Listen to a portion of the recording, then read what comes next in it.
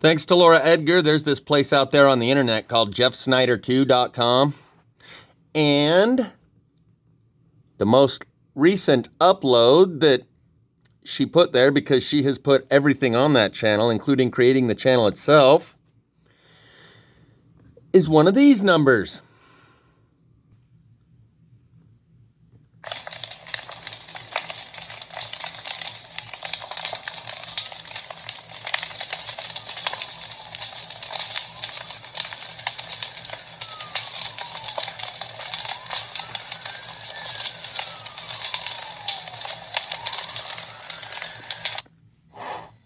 Cat Hunter, that's who originally uploaded it, TikTok. So now we'll watch it zoomed out a little bit further, but you can just go watch the original at jeffsnyder2.com. You can see flames coming out the top of the tree up here as well.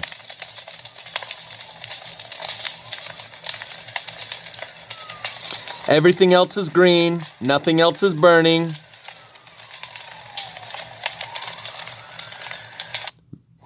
The link will be in the description that takes you straight to jeffsnyder2.com. I've never plugged that. It's time to start plugging.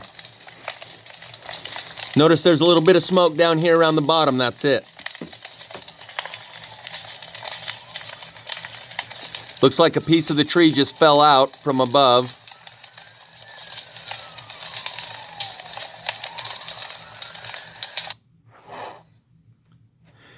So here, you'll notice the same burning pattern going up all these trees, but this one right here in front is the perfect example. When a tree catches on fire the normal way, all the smaller branches catch on fire before the main base of the trunk. Logically, because the base of the trunk is thicker wood, and smaller pieces of wood and the pine needles are far more flammable than the inner trunk.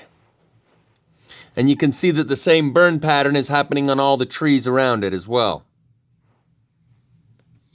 That last one was a screenshot from a Fox News article, if you noticed. Here, it's ABC News, and they're showing you the same thing going right up the middle of this tree.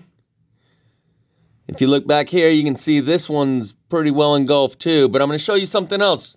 May even be the same video footage, but what I am sure of is they're all showing you very similar images.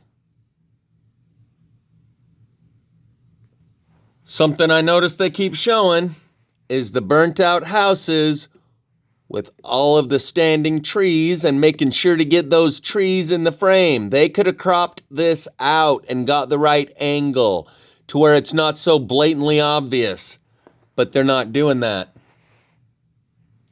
In almost every single anywhere you stop, anywhere you pause it in these, again, the house right next to the tree that's standing right next to the house. Are you seeing the pattern here? All the trees that are standing around the house, these are even in the foreground, and here's some bushes on that side, even some bushes right here. They could crop this out. There is magical tricks of the camera that they are well versed in, and they don't have to show you this. They can crop this, trust me, they could show you the fire evidence without showing you all the trees still standing as much. They could try and cut it out at least a little bit here and there. Looks like there's my boy John.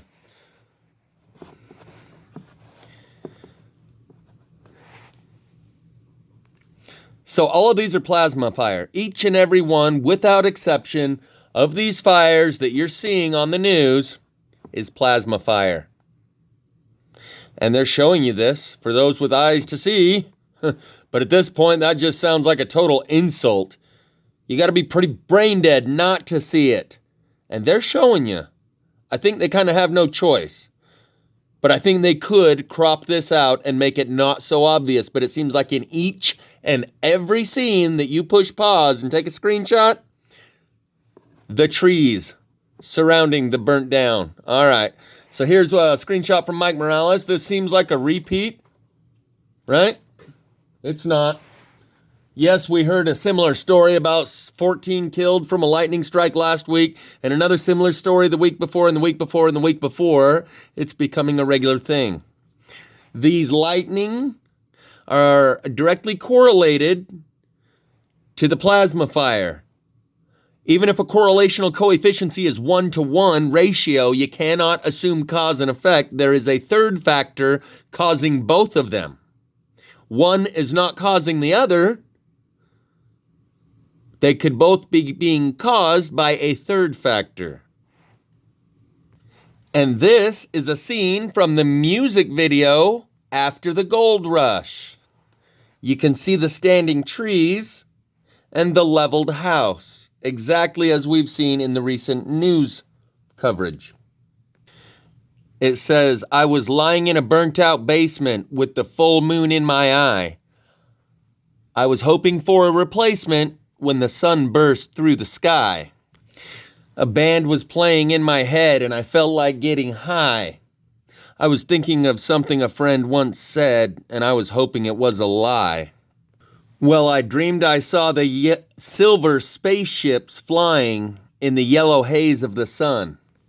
There were children crying and colors flying all around the chosen ones. All in a dream, all in a dream, the loading had begun. They were taking Mother Nature's silver seed to a new home in the sun." I slightly misspoke. It says we were flying Mother Nature's silver seed to a new home in the sun. Not they, we were flying Mother Nature's silver seed to a new home in the sun, like in the movie 2012. This whole music video is all about the fires, and it shows you many clips of the fires. And as you can see, these aren't normal clouds. Link will be in the description. Here's a quick replay of a video I previously did. For my next video, we're going to discuss the truck that appeared to have gone through the EMF field of that live plasma fire and was missing half of its cab a couple miles down the road. For now, we're going to go over this music video called World on Fire. It's by Sarah McLachlan, and in an upcoming episode, we're also going to talk about, Matt refers to Sarah McLachlan specifically about the song Building a Mystery and said a young 27-year-old Sarah McLachlan did not come up with that song. And he references the creepy piano player under the Silver Lake where it's an agent that gives them the song. I would say take it one step further and contemplate the possibility that it is a spirit delivering this song to them, which I refer to as the muse, which a lot of the artists refer to that spirit as the muse. And when they can't contact the muse anymore, they go into a deep depression because they can't perform their art anymore. We'll talk about that a little more later. I'm just going to go through some screenshots that I took. The music video will be linked in the description. This is not all of the screenshots from the video. Only a select few. And it's not just talking about, it's talking about something so deep and fundamental to our existence, it is of the divine. Some of these lyrics indicate as such. Now this one, I'm going to make sure you see this beam. Right here, that look familiar? We've seen those. In some of these fires, these invisible lasers are only visible when there's enough particulate in the air, but they have been captured on film. That's not a lightning bolt. Think Nashville, Christmas morning. On a very similar note, this is a plane crash. This is from within that same music video. Notice the rust here on the corner. But everything out here beyond that line is not rusted, only where it burned high heat. In these other kind of fires I've been showing you, the whole car is this color orange, every single square inch inside and out. So a fire does cause that kind of damage, but only where it was high heat. These electromag fires cause electrolysis in a very different way, and the entire car ends up that much orange or worse, even in places where it didn't burn. The other thing is, that's what a plane crash looks like, unlike Shanksville, Pennsylvania, or the Pentagon. Oh, sorry, I'm bringing up old shit. But that stuff's going to be coming back up again real soon, so we might want to refresh our memories. This is one of the more deeper esoteric lyrics that tell you that she's speaking of something deep and profound relating to the underlying nature of our whole existence. Saving souls, still the cold is closing in on us. We part the veil on our killer sun. The magnetic field, that's the veil. We part that veil and allow that solar plasma to come pouring in and charge up fiber optic lasers like the Athena, using programs like Solar Magnetic Amplification Causative Configurator. We part the veil on our killer sun. We strayed from the straight line on this short run. The more we take, the less we become. And even though I'm not a Bible thumper and I don't know what that scripture referenced here even says, I haven't looked it up, I do kind of got this Christ force thing going on, so it just felt like it'd be weird not to throw that one in also. Sure, some of you can spot it already and probably already know what that underlying coordinates is, but that's all it is. It's a coordinates to an actual formation of words that incorporate principles. Citing the coordinates does not impress.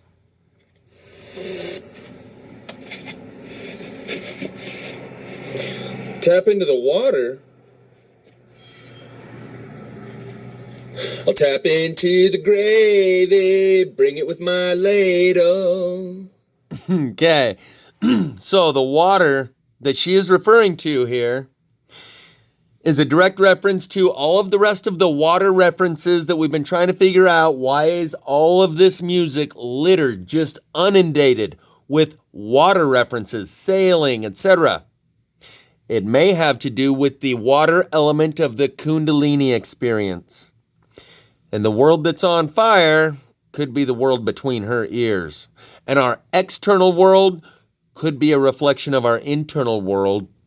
And as we go through this process, we'll be able to see the reflection a little more clearly. The other thing I wanted to add was that I just mentioned in that video something about directed energy weapons and the laser. Yes, we saw it on Nashville. Yes, we saw it in Paradise. But when every fire out there is electromag fires, it's not all directed. Take it from someone who's filmed hundreds and hundreds and hundreds of these, that there's a good chance they're actually directing it, if they can direct it, which I believe they can. There is a good chance they're directing it out into the unpopulated areas. Doesn't mean they're trying to run us out of the suburbs into a city, Agenda 21. Means we're in the middle of a pole shift. And that's what's happening, Captain.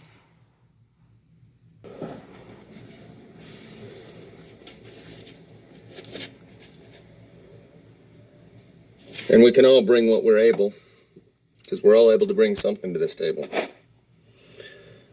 Heck, this music video right here, I crowdsourced the gravy just to get this one. This was a suggestion from someone commenting in the comments section.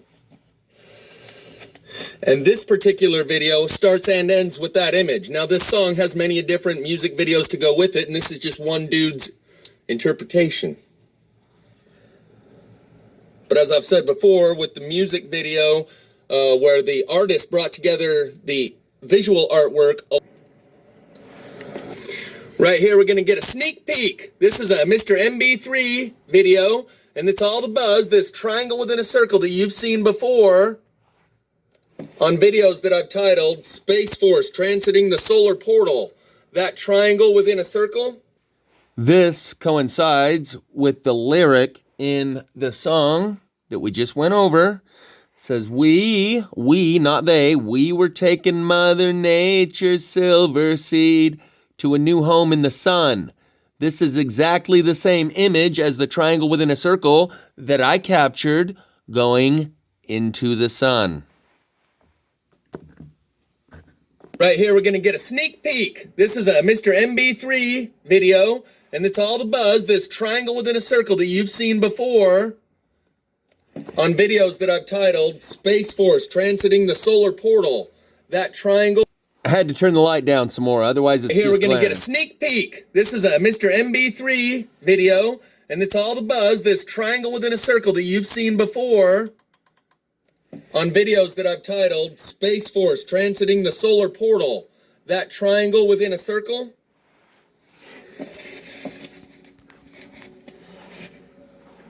is exactly what I filmed that got my channel wiped.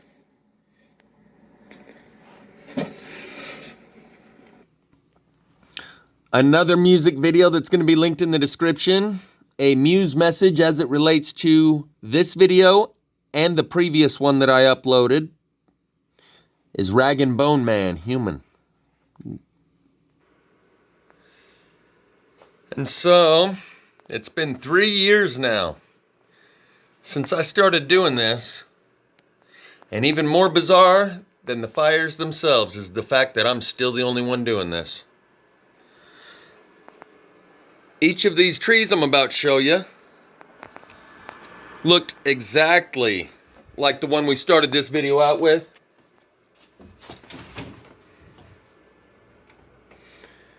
All of these looked exactly like the one that we just started this video out with, burning from the inside. And all of these, oh, we're gonna go over the bugs. We got the bugs all lacquered up. Family portrait. And I'm gonna show, those are termites doing a family portrait. I Googled it online to try and find another example of this. I can't find one. That may be the very first time it's ever been discovered. But just to show you real quick, the head part on these, the head here and the head here, is also replicated on some of the others that were attempted. Here, that's where the head was going to be. You can see the same top of the head back here with the beak coming off it back here, but that one was kind of a B-rate attempt. My point is, if we saw this on Mars, we would say that's proof of intelligent life. Is it?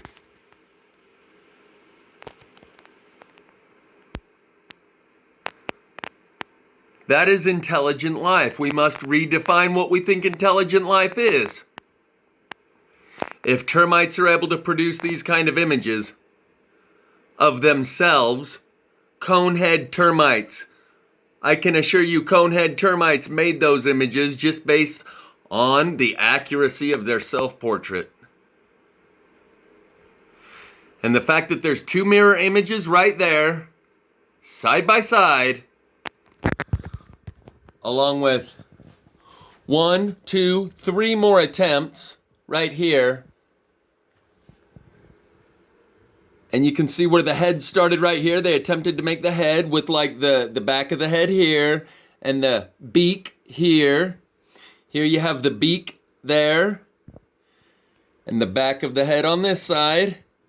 And on these two, the final craftsmen of the competition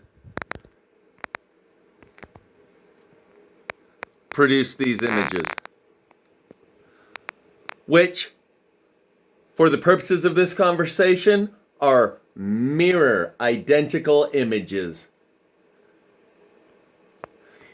Yeah, you can find some sort of I couldn't carve that. If I tried to carve that same image, I couldn't do it that good.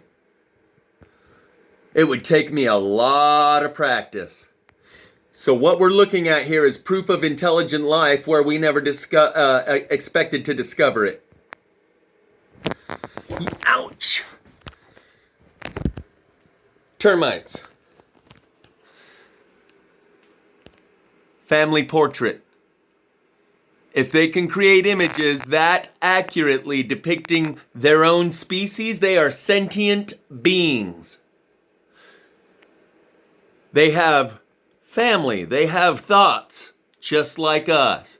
We don't normally think of them as thinking, conscious beings. And I can't find another example of this online. So if anyone else can find another example of this, I Googled it. Termites creating images or carvings of themselves. Anyone, try and find this online. Or is this the very first time it's ever been discovered? Because that's exactly what this is. But I know most people will be just easily blow it off, just like they have for the last 3 years. All of these. And that's what blows me away, is that I'm still the only one doing it. Here, I got another couple of pieces I'll go over. This is a half tree. All of these trees look exactly like the one we started this video out with. This one's a half tree. I just recently lacquered it. You haven't seen it yet. So is this one. And the good thing about the half trees is that you can look right on the inside and study the inside.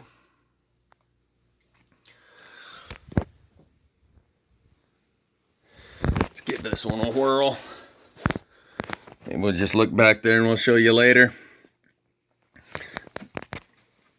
In fact, I will show you later because there's another phenomenon I'm going to go over and show you the bending. Softening of the stone is a technique that the ancients referred to when they talked about how the pyramids were built. These giant stone structures with different size and shapes of rocks all stacked together so perfectly you can't fit a piece of paper between them. They used a technique called softening the stone. It's exactly the same technique used in crop circles that bends the wheat or barley and bends this wood, because this outer hardwood does not bend like that. I have a couple more examples right here in my house and a couple more examples on video where it softens the wood while it's burning it using this electromagnetic plasma fire technique. So this one's not done yet. I still need to lacquer it. It's cleaned up and ready to, but right here is another version of the bent wood fibers.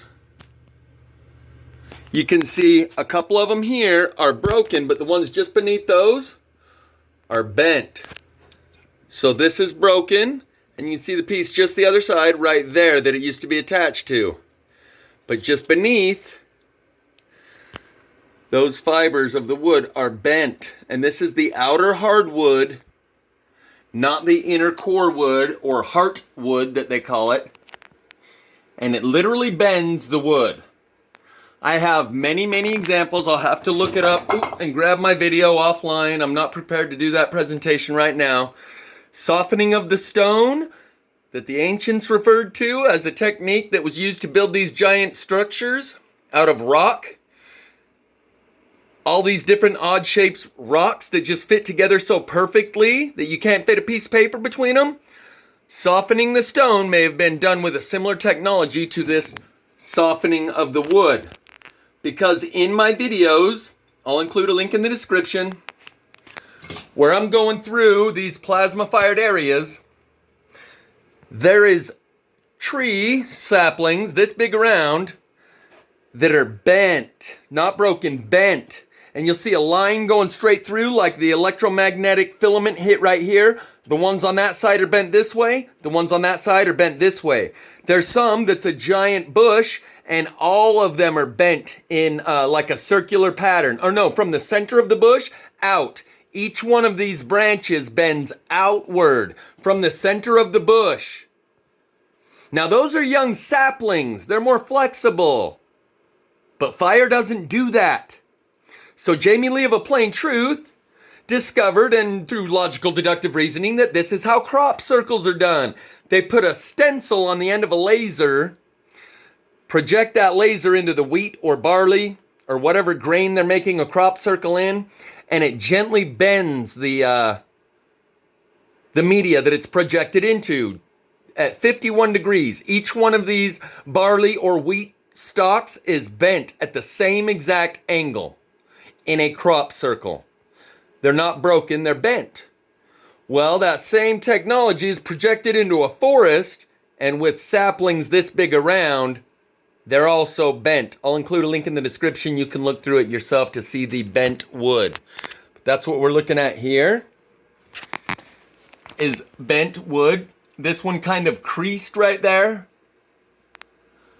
But I've got a few examples where it's clear you could not get this hardwood to bend unless you hit it with something that softened it. like microwaves. And I believe that is the technology that is used for crop circles, softening the stone, and softening the wood.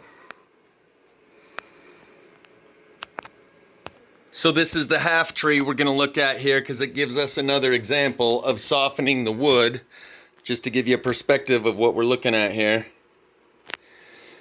This one right here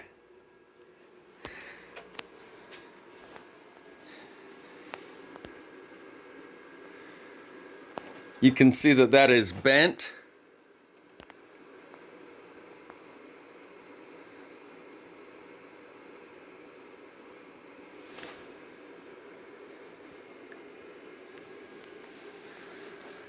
And underneath, the breakthrough burning, I don't know if that's indicative of anything or not, but it sure has a lot more breakthrough burning right there than anywhere else on the tree. Right there where it curved. So all of this outer hardwood is super hard and dense. You could not bend that. Even if after the tree burned, it had a limb hanging over here, and it was a real hot summer and a real wet winter, and it sat for 3 years, that wood would not bend like that. It would break before it bends. Yet bending is exactly what it did. And yes, I can see little white orbs flying all over. Don't need to mention them. I think it's just dust or fairies, one of the two. Probably fairies. So now let's check out the other side.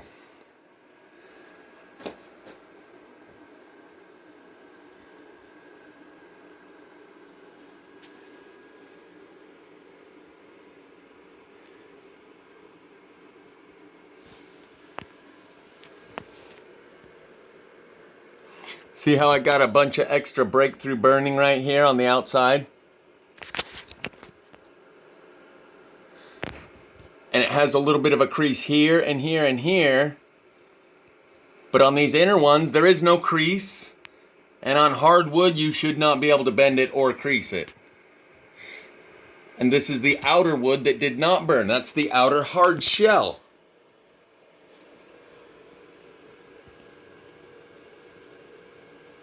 Softening the wood, man.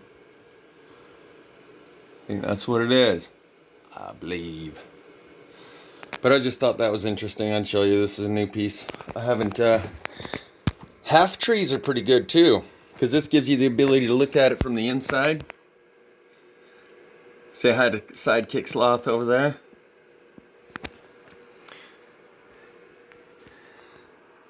Yeah, the half trees are good because it gives you a real easy access to the inside where you can see all the burn lines and how it doesn't burn past that line right there. The inner heartwood, the outer shell of hardwood.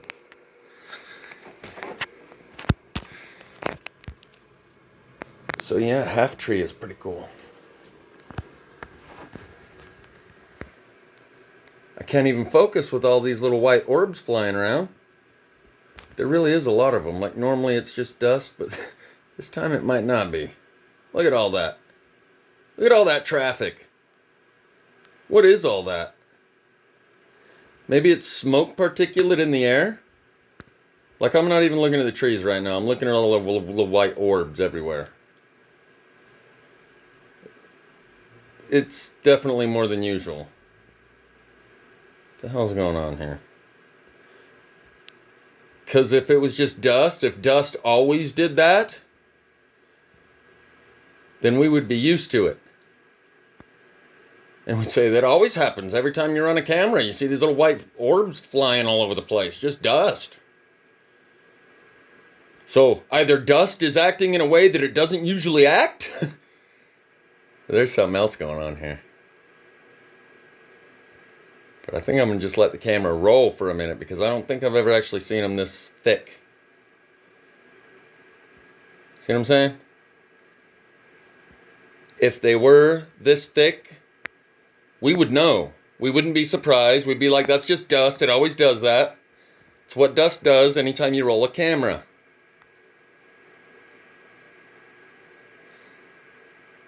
And we would be not surprised, and we would have 1,000 other examples every time we run a camera.